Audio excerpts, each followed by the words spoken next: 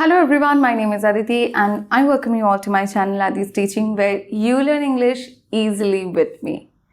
আজকের এই লেসনে আমরা একটু প্রেপোজিশনের প্র্যাকটিস করব কারণ স্পোকেন ইংলিশের ক্ষেত্রে আর ইংলিশ ভালো করে জানার ক্ষেত্রে প্রেপোজিশনের ইম্পর্টেন্স যে কতটা সেটা নিশ্চয়ই কাউকে বলে বোঝাতে হবে না। আর তাই প্রেপোজিশন যদি আমরা ঠিক করে না শিখি তাহলে আমাদের অনেক সেন্টেন্স ভুল হতে পারে, কারণ প্রত্যেকটা সেন্টেন্সে আমরা দেখি যে প্রেপোজিশনের ব্যবহার কতটা হয়। তাই আজকে আমরা প্রেপোজিশন একটু প্র্যাকটিস করব। কিভাবে প্র্যাকটিস করব আমি তোমাদের সামনে কিছু প্রশ্ন রাখবো এবং তোমাদের সময় দেব 3 সেকেন্ড করে, তোমাদের আনসার দিতে হবে আর আমিও তোমাদের হেল্প করবো আনসারগুলো দেওয়ার জন্য।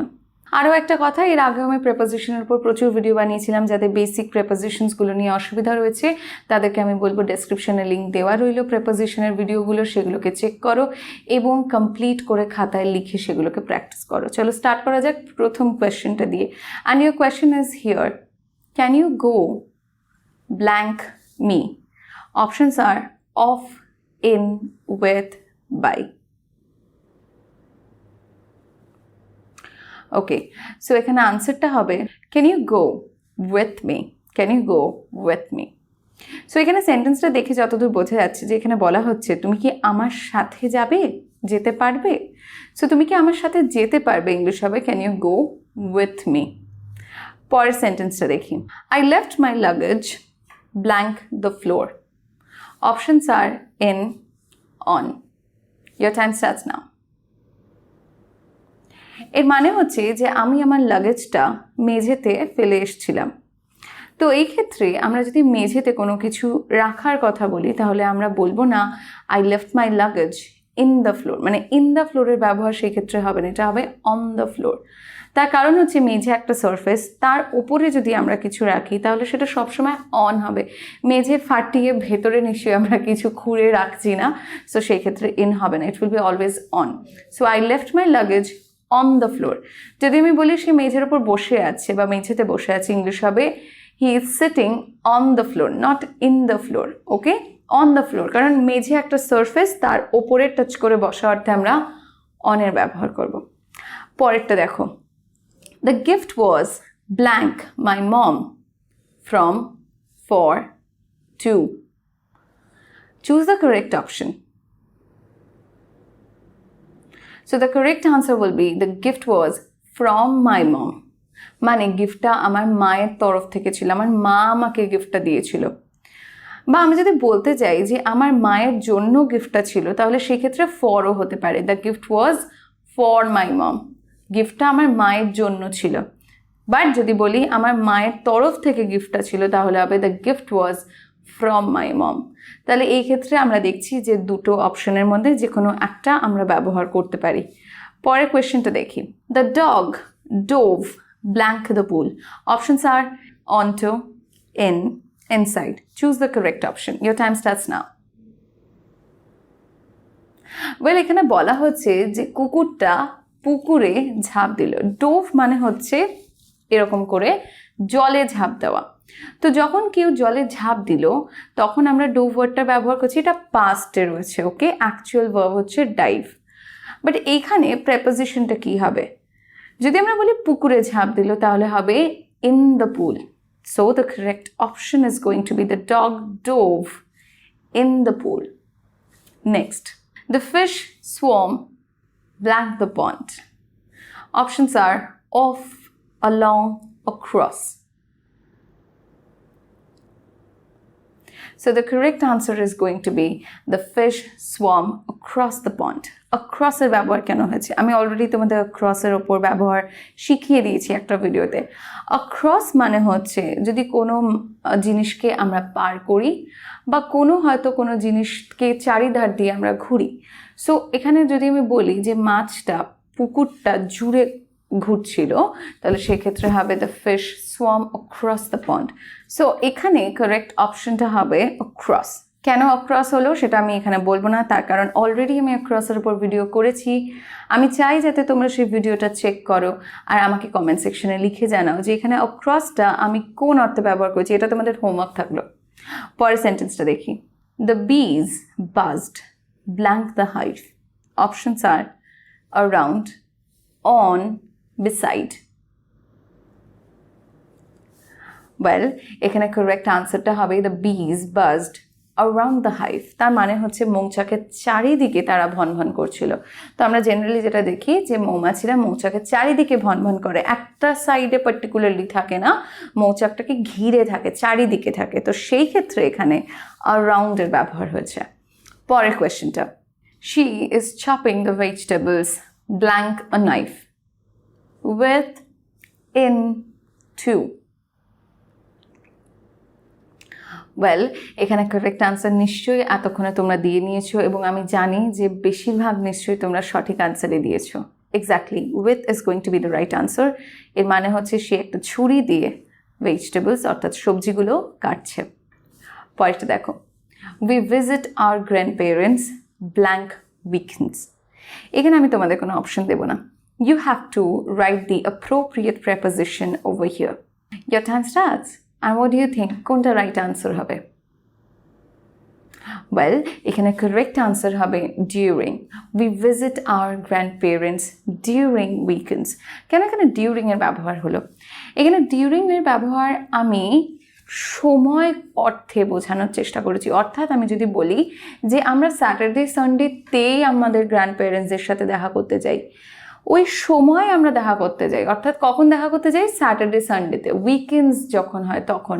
তো উইকেন্ডসের সময় দেখা করতে যাই, এর জন্য আমরা ডিউরিং ব্যবহার করেছি। যদি আমি বলি পুজোর সময়, ডিউরিং পূজা, হোলির সময়, ডিউরিং হোলি, বা আমি যদি বলি গরমের সময়, ডিউরিং সামার, ডিউরিং ভেকেশনের সময়। সো আমরা সময় বোঝাতে, কোনো একটা সময় কিছু করেছি বোঝাতে, ওই সময় বোঝাতে আমরা ডিউরিং এর ব্যবহার করি। পরেরটা দেখো, my cat hides blank the table. এখানে আমি অপশন দিতে পারি behind, under, on. Well, এখানে correct answerটা হবে my cat hides under the table. এখানে আরেকটা ব্যাপার আছে যেটা আমাদের বুঝতে হবে। যদি টেবিলের জেনারেলি আমরা যেটা দেখি যে চার পায়ের যে টেবিলগুলো হয় সেগুলো চারিদিক খোলা থাকে, তো যদি সেই রকম টেবিল হয় যে চারিদিক খোলা রয়েছে তো সেই ক্ষেত্রে আন্ডার হবে। বাট এরকম অনেক টেবিল হয় যেগুলো জেনারেলি স্টাডি টেবিল, আমারও রয়েছে। এই টাইপের টেবিলগুলোর পেছন দিকটা ঢাকা থাকে, কভার থাকে। তো যদি আমি বোঝাতে চাই যে সেই টেবিলের পেছনে গিয়ে আমার বিড়াল লুকিয়ে থাকে, তাহলে সেই ক্ষেত্রে আমি বলবো বাহাইন্ড। ইয়েস, তাহলে কি হচ্ছে? এখানে বাহাইন্ডও হবে, এখানে আন্ডারও হবে। আমি জাস্ট কনসেপ্টটা বুঝিয়ে দিলাম যে কোন ক্ষেত্রে বাহাইন্ড হবে, কোন ক্ষেত্রে আন্ডার হবে। বাট জেনারেলি আমরা টেবিলের ক্ষেত্রে বাহাইন্ড বলি না, যদি না সেটা কাভার্ড থাকে। পরের সেন্টেন্সটা দেখি, my friend jumped blank the bushes. Options are on to, over, on, above. চারটে অপশন দিলাম, এর মধ্যে থেকে কোনটা কারেক্ট হবে? Well, the correct answer is over. My friend jumped over the bushes.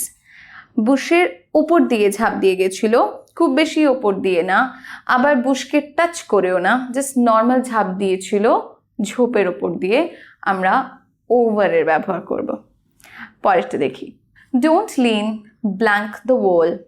এখানে কোনো অপশন দেব না, you have to choose the appropriate preposition here. এখানে মানেটা আমি বলে দিতে পারি তোমাদের হেল্পের জন্য, যে দেয়ালে হেলান দিও না, দেয়ালে হেলান দিও না। What's the right answer? Well, the correct answer is don't lean against the wall. Don't lean against the wall. কোনো কিছুতে আমরা যখন হেলান দিয়ে দাঁড়াই, that is when we are leaning against something. তো এখানে আমরা against এর ব্যবহার করব। পরেরটা দেখি, we were blank the exit gate. We were blank the exit gate. Options are near, beside, at, on. The correct answer will be we were near the exit gate or we were at the exit gate. Near এর ব্যবহার কখন হবে, at এর ব্যবহার কখন হবে আমি বুঝিয়ে দিই, বাকি দুটো অপশনস অ্যাপ্রোপ্রিয়েট না। নিয়ার এর ব্যবহার হবে তখন যখন আমি কাছে বোঝাতে চাইছি যে আমরা এক্সিট গেটের কাছে ছিলাম, আর যখন আমরা একদম এক্সিট গেটে দাঁড়িয়েছিলাম, একদম পয়েন্টে দাঁড়িয়েছিলাম, তখন আমরা at এর ব্যবহার করব। So for a particular point we use at, আর যদি কাছাকাছি দাঁড়িয়েছিলাম বা কাছে দাঁড়িয়েছিলাম বোঝাতে চাই তাহলে হবে নিয়ার। যেরকম আমি একটা এক্সাম্পল দিচ্ছি, অনেক সময় আমরা বাস ধরার জন্য যদি দেখি বাস স্টপে ভিড় রয়েছে তাহলে আমরা বাস স্টপে দাঁড়াই না, আমরা বাস স্টপের আশেপাশে কোথাও দাঁড়াই যদি দেখি কোথাও ছায়া রয়েছে। সো সেই ক্ষেত্রে আমি বলবো I was standing near the bus stop.